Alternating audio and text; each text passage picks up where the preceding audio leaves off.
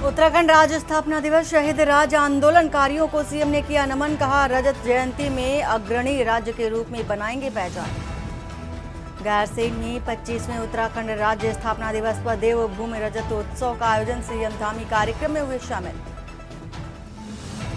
Australia में 67वां राष्ट्रमंडल संसदीय संघ सम्मेलन। उत्तराखंड विधानसभा अध्यक्ष रितु खंडूरी ने किया भारत का प्रतिनिधित्व। उत्तराखंड में विकसित होंगी नई टाउनशिप। गढ़वाल व कुमाऊं में भूमि चिन्हीकरण के निर्देश। स्वच्छ दून सुंदर दून के सपने को साकार करने की दिशा में एक और कदम। 4 चांद लगाएंगे 21 नेपाल।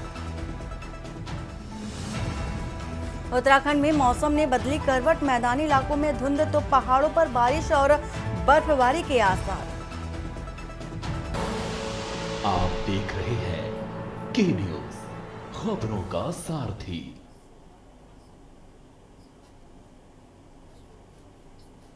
नमस्कार, मैं हूं वंदना पांडे और आप देख रहे हैं के न्यूज इंडिया। और सीधा चलते हैं उत्तराखंड के गैरसैंण, जहां पर 24 साल पूरे हो चुके हैं। उत्तराखंड राज्य स्थापना दिवस मनाया जा रहा है। पुष्कर सिंह धामी क्या कुछ कह रहे हैं, सुना देते हैं। राष्ट्रीय आजीविका मिशन में 5800 सहायता समूह यहाँ काम कर रहे हैं, जिसमें से 38,600 महिलाएं इन स्वयं सहायता समूह से जुड़ी हुई हैं। प्रधानमंत्री किसान सम्मान निधि से 49,000 लाभार्थी जनपद के लाभान्वित हो रहे हैं, सम्मानित हो रहे हैं। बद्रीनाथ मास्टर प्लान का काम 3 करोड़ की लागत से चल रहा है। इसी प्रकार उज्ज्वला में लगभग 10,000 लाभार्थी और अन्ना में 6,500 लाभार्थी यहाँ से कहीं न कहीं से अपनी को सहायता प्राप्त कर रहे हैं। मैं इस अवसर पर अंत में आप सभी आज राज्य स्थापना दिवस की पुनः बहुत बधाई देते हुए, बहुत शुभकामनाएं देते हुए, हमारी भावनाओं का स्थान, ये संभावनाओं का स्थान, हम सब लोग यहाँ से एक संकल्प लेकर जाएंगे, एक शपथ लेकर जाएंगे और एक अपने मन में निश्चय करके जाएंगे कि हमारे प्रधानमंत्री जी ने जो आज अपेक्षा की है, एक तो हम सभी उत्तराखंड वासी उन अपेक्षाओं पर करेंगे। प्रधानमंत्री जी ने जो हमसे अपेक्षा की है, हम सब उसको अपने अपने स्थानों पर काम करेंगे। और जो उन्होंने बाबा केदार धाम से उनके मुख से निकला था कि 21वीं सदी का तीसरा दशक उत्तराखंड होगा, यानी कि 10 सालों में उत्तराखंड हर दृष्टि से नंबर उत्तराखंड होगा, देश का आदर्श उत्तराखंड होगा, देश का श्रेष्ठ वो उत्तराखंड बनाने का हम सब यहाँ से संकल्प लेकर जाएंगे। स्थापना दिवस की आप सबको बधाई देते हुए, शुभकामनाएं देते हुए, सभी हमारे अधिकारियों को, जवानों को आज की सुंदर परेड के लिए भी उन सबका धन्यवाद करते हुए अपनी बात को समाप्त करता हूँ। बहुत बहुत धन्यवाद।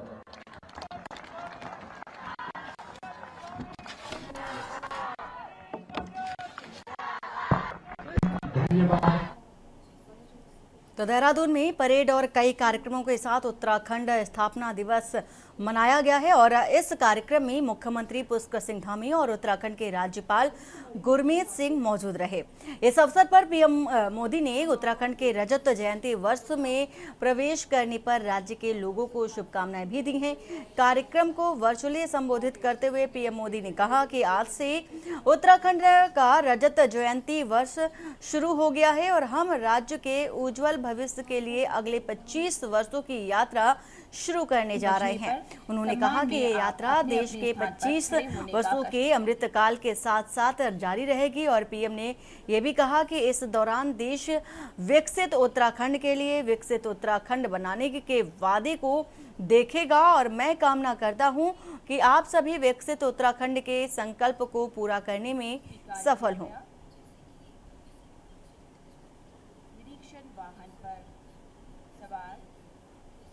मुख्य अतिथि महोदय और आपके साथ हैं पुलिस महानिदेशक महोदय। निरीक्षणों, विशिष्ट गणमान्य व्यक्तियों, अधिकारियों, कर्मचारियों द्वारा मुख्य अतिथि महोदय का अभिवादन अभिवादन स्वीकार करते मुख्य को विजित करने का उन्माद, तिरंगे को शीर्ष पर लाने का विश्वास। मुख्य अतिथि महोदय को उत्तराखंड के स्थापना दिवस की आप सभी को बहुत बहुत बधाई। आज से ही उत्तराखंड के रजत जयंती वर्ष का शुभारंभ हो रहा है, यानी हमारा उत्तराखंड अपने 25वें वर्ष में प्रवेश कर रहा है। हमें अब उत्तराखंड के उज्जवल भविष्य के लिए अगले 25 वर्ष की यात्रा शुरू करनी है। इसमें एक सुखद संयोग भी है। ये यात्रा ऐसे समय में होगी जब देश भी 25 वर्षों के अमृत काल में है, यानी विकसित भारत के लिए विकसित उत्तराखंड देश इस संकल्प को इसी कालखंड में पूरा होते देखेगा। मुझे खुशी है कि उत्तराखंड के आप लोग आने वाले 25 वर्षों के संकल्पों के साथ पूरे राज्य में अलग अलग कार्यक्रम कर रहे हैं। इन कार्यक्रमों के जरिए उत्तराखंड के गौरव का प्रसार भी होगा और विकसित उत्तराखंड के लक्ष्य की भी हर प्रदेशवासी तक बात पहुंचेगी। मैं आप सभी को इस महत्वपूर्ण अवसर पर और ये महत्वपूर्ण संकल्प के लिए अपनी शुभकामनाएं देता हूं। और नैनीताल के डीएसए मैदान में कैबिनेट मंत्री रेखा आर्य ने राज्य स्थापना दिवस पर शहीद राज्य आंदोलनकारियों को नमन करते हुए प्रदेशवासियों को बधाई और शुभकामनाएं प्रेषित की हैं। कैबिनेट मंत्री रेखा आर्य ने उत्तराखंड राज्य निर्माण के 24 वर्ष पूर्ण होने पर राज्य के संघर्ष के लिए अपने प्राणों की आहुति देने वाले शहीद राज्य आंदोलनकारियों को नमन करते हुए प्रदेशवासियों को राज्य निर्माण के रजत जयंती वर्ष पर प्रवेश करने पर बधाई और शुभकामनाएं दी। मंत्री रेखा आर्य ने कहा कि विगत 24 वर्षों में राज्य आंदोलनकारी की जनभावनाओं के अनुरूप राज्य के समग्र और संतुलित विकास की अवधारणा को पूरा करने के लिए देश के यशस्वी प्रधानमंत्री आदरणीय नरेंद्र मोदी जी के नेतृत्व में उत्तराखंड का चहुमुखी विकास प्रगति पर है। उन्होंने कहा कि आज उत्तराखंड 38 वन नेशनल गेम्स के लिए तैयार हो रहा है। इन खेलों में पदक जीतने वाले खिलाड़ियों के भविष्य को सुरक्षित करने के लिए भी देखा जा रहा है कि प्रतिबद्ध है। उत्तराखंड देश का पहला ऐसा राज्य होगा जहां पे सारे 34 के 34 मैंडेटरी गेम्स जो है वही उत्तराखंड में होंगे और उत्तराखंड की ओर से संसाधनों के विकास में मैं समझती हूँ कि 95% से लेकर 98% तक का काम जो है पूर्ण होने की ओर है। मैं मानती हूँ कि हमारे यहाँ पे बहुत बेहतरीन जिस प्रकार से G20 हुआ है, जिस प्रकार से इन्वेस्टर समिट हुआ है, उसी प्रकार से बेहतरीन आयोजन हम करेंगे। इस आयोजन के साथ साथ में हम इस दिशा में भी लगातार काम कर रहे हैं कि हमारे उत्तराखंडी हमारे खिलाड़ी जो है वे उत्तराखंड को पदक तालिका में भी प्रथम 5 की पंक्ति में रखेंगे। उस दिशा में हम गंभीर रूप से प्रयास कर रहे हैं। पदक लाएगा उसके लिए खेल विभाग क्या जो पदक लाएगा निश्चित रूप से माननीय मुख्यमंत्री जी की घोषणा में हम सब लोगों ने सुना होगा कि सामान्यतः हम नेशनल गेम के विजेता को जितनी धनराशि देते हैं उसी धनराशि से उत्तराखंड के लिए खेलने वाले हमारे बच्चे के लिए मेडल लाने के बाद में उतनी ही दुगनी धनराशि उसको दी जाएगी। ये माननीय मुख्यमंत्री जी की घोषणा में हुआ है। ये अपने आप में 100% देखिए जो उत्तराखंड का नाम रोशन करेगा हमारा उत्तराखंड का बच्चा जो उत्तराखंड से खेलेगा निश्चित रूप से आउट ऑफ टर्न में हम अभी तक 35 लोगों को नौकरी दे चुके हैं। आगे भी हमारी नौकरी का प्रस्ताव खुला हुआ है और बस उत्तराखंड से चाहे वो राष्ट्रीय स्तर का चाहे वो अंतर्राष्ट्रीय स्तर का मेडल लेकर आए।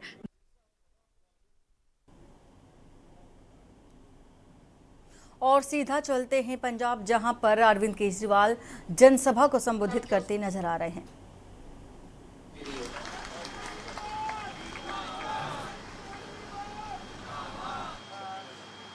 मैं डॉक्टर डॉक्टर ईशांक से भी बात कर रहा था, डॉक्टर राजकुमार साहब से भी बात कर रहा था, उन्होंने मुझे कुछ काम गिनाए हैं कि एक ITI पॉलिटेक्निक कॉलेज बनवाना है, बिल्कुल बनाएंगे।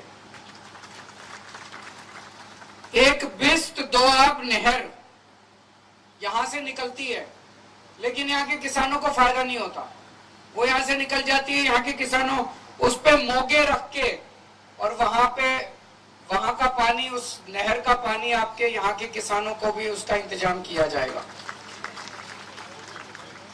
खेती आधारित, महिला आधारित स्मॉल स्केल इंडस्ट्रीज, उसके लिए पॉलिसी बनाई जाएगी ताकि ज्यादा से ज्यादा इंडस्ट्री यहाँ आए और हमारे बच्चों को ज्यादा से ज्यादा नौकरियां मिल सके और यहाँ की आर्थिक उन्नति हो सके।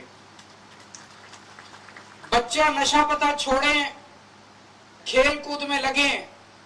इसके लिए जितने स्टेडियम बनाने की जरूरत है, जितने खेल कूद के मैदान बनाने की जरूरत है, वो सारे बनाए जाएंगे। आदमपुर से गढ़शंकर रोड जो है, उसका नाम बाबा बंदा सिंह बहादुर उनके नाम से रखा जाएगा।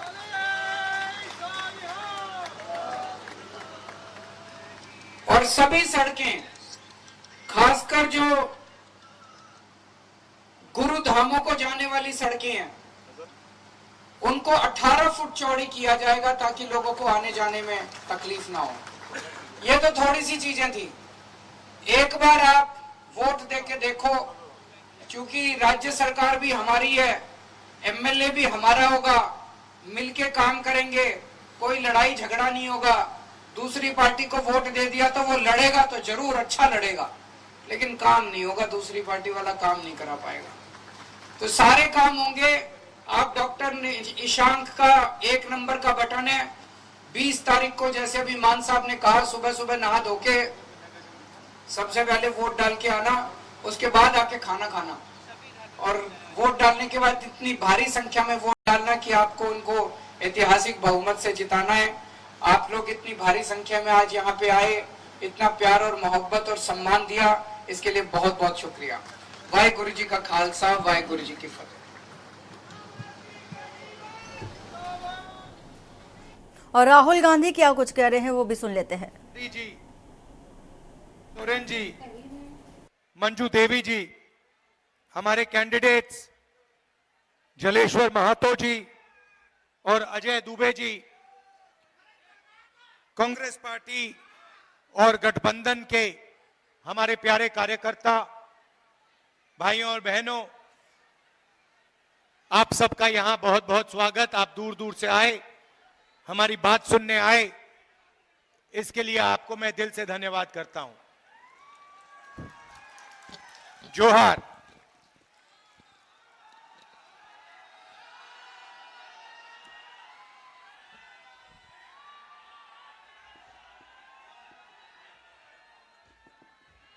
यहां भीड़ में बहुत सारे युवा आए हैं। 50% यहां महिलाएं आई हैं।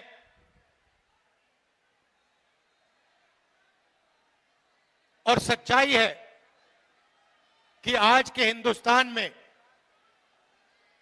अगर कोई लोग दुखी है तो वो देश के युवा दुखी हैं बेरोजगारी के कारण, और देश की महिलाएं दुखी हैं महंगाई के कारण।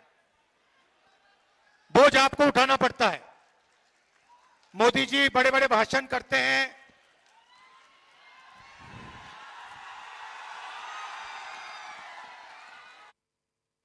कभी सी प्लेन में चले जाते हैं, कभी समुद्र के नीचे चले जाते हैं, मगर बोझ आपको उठाना पड़ता है। जब पेट्रोल का दाम बढ़ता है, डीजल का दाम बढ़ता है, महंगाई बढ़ती है, तो असली चोट हमारी माताएं बहनों को लगती है।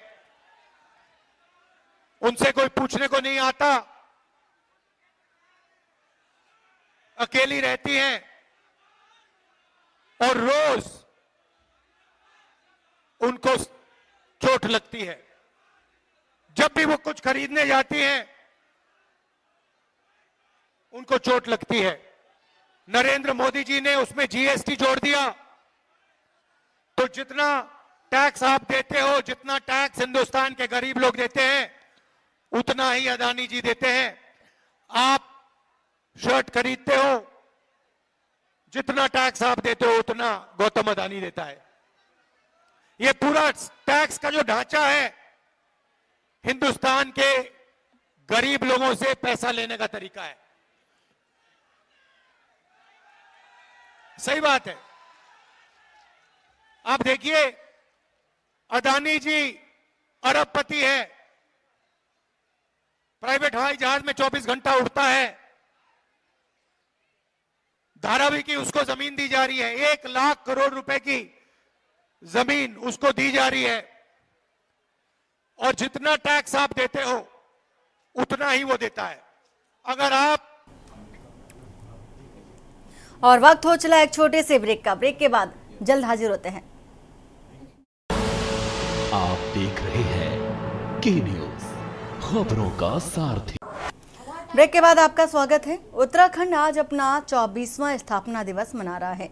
यूपी से अलग राज्य बनाने के लिए उत्तराखंड वासियों ने लंबी लड़ाई लड़ी और तब जाकर के 2000 में अलग राज्य बना। और इस मौके पर देश के प्रधानमंत्री नरेंद्र मोदी ने उत्तराखंड वासियों को शुभकामनाएं भी दी हैं। पुष्कर सिंह धामी ने क्या कुछ कहा है वो भी आपको सुना देते हैं।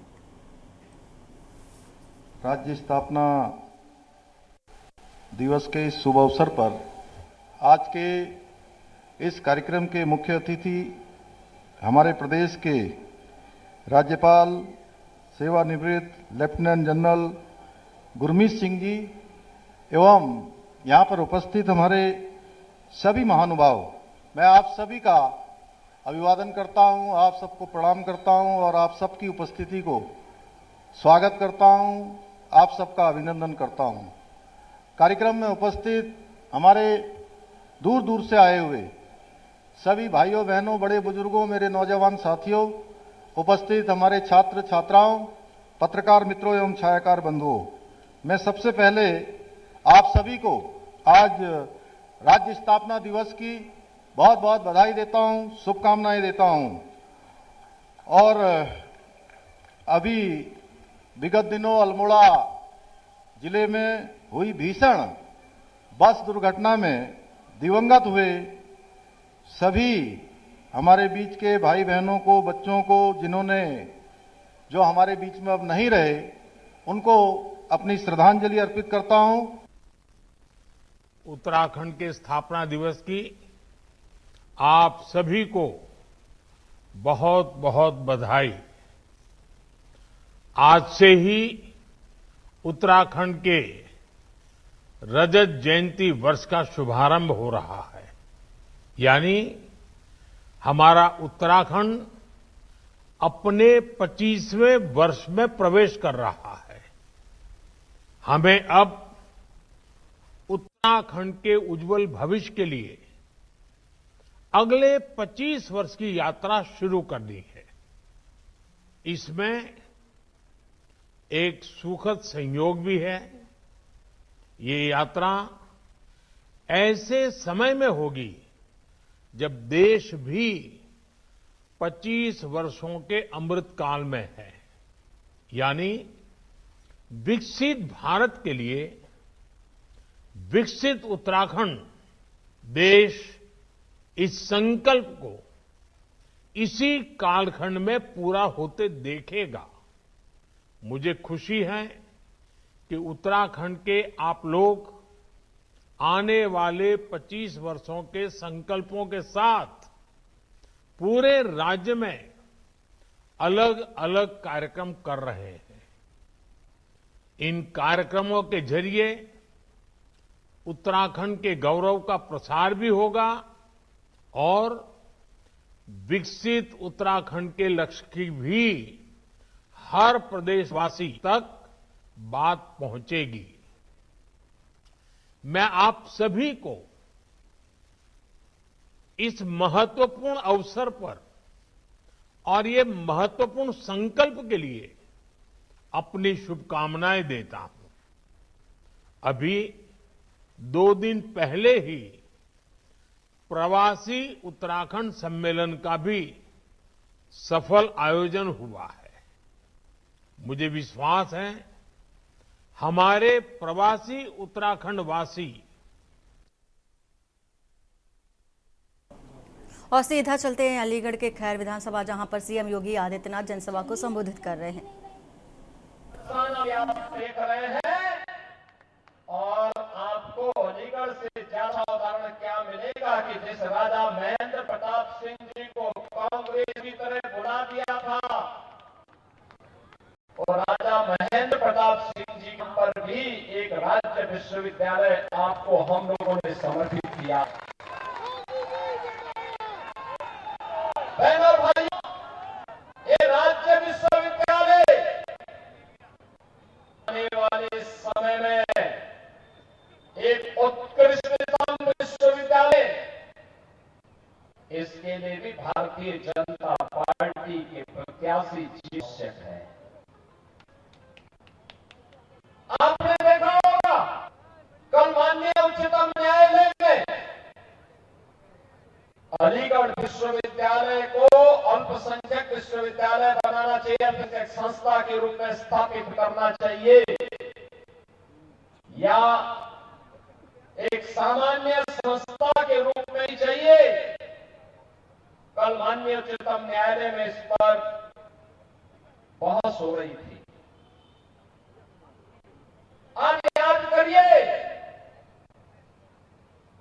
ये कैसे हो सकता है कि भारत के संसाधनों से पलने वाला, भारत की जनता के टैक्स से चलना एक ऐसा संस्थान जो अनुसूचित जाति, जनजाति के लोगों को कोई आरक्षण नहीं देता है, लेकिन वहां पर मुसलमानों के 50% आरक्षण की व्यवस्था वे लोग अपने स्वयं के माध्यम से करने का प्रयास करते हैं। और यही मामला चल रहा है माननीय उच्चतम न्यायालय में। बहनों और भाइयों, भारत अनुसूचित जाति, जनजाति को और मंडल कमीशन की रिपोर्ट के आधार पर पिछड़ी जाति लोगों को आरक्षण की सुविधा देता है, लेकिन इस सुविधा अलीगढ़ मुस्लिम विश्वविद्यालय में क्यों नहीं मिल पाती है? क्यों नहीं मिल पाती है? जब भारत का पैसा लगा है तो अनुसूचित जाति, जनजाति और प्रजाति के लोगों को भी वहां आरक्षण की सुविधा का लाभ मिलना चाहिए, नौकरी में भी मिलना चाहिए और अनुसूचित जाति के बच्चों को प्रवेश में भी वहां सुविधा प्राप्त होनी चाहिए। लेकिन क्यों बंद किया गया? क्योंकि कांग्रेस नहीं चाहती है, समाजवादी पार्टी नहीं चाहती है, बहुजन समाज पार्टी नहीं चाहती है, क्योंकि इन सबको वोट चाहिए। वोट बैंक को बचाने के लिए लोग आपकी भाषा के साथ और राष्ट्रीय एकता और अखंडता के साथ खिलवाड़ कर रहे हैं। ये लोग इसके साथ खिलवाड़ कर रहे हैं, राष्ट्रीय अस्मिता के साथ खिलवाड़ कर रहे हैं। आपने इससे पहले देखा होगा जम्मू कश्मीर विधान से एक प्रस्ताव पारित किया है। जम्मू कश्मीर में नेशनल कॉन्फ्रेंस और कांग्रेस की सरकार है, उसने प्रस्ताव पारित किया है कि कश्मीर में से 370 की बहाली होनी चाहिए। बहनों और भाइयों, ये जानते कि बाबा साहब डॉक्टर भीमराव अंबेडकर नहीं चाहते थे कि भारत के संविधान में धारा 370 जुड़े, लेकिन पंडितों की जिद ने जबरदस्ती इस धारा को भारत के संविधान में जुड़वाया। और भारतवासी जानता है कि कश्मीर के अंदर आतंकवाद की धारा 370 है, लेकिन उस सबके बावजूद धारा 370 को हटाने का कभी भी प्रयास कांग्रेस के द्वारा नहीं किया गया। और जब 2019 में प्रधानमंत्री मोदी जी ने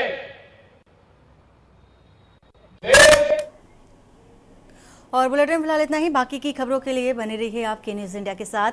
नमस्कार।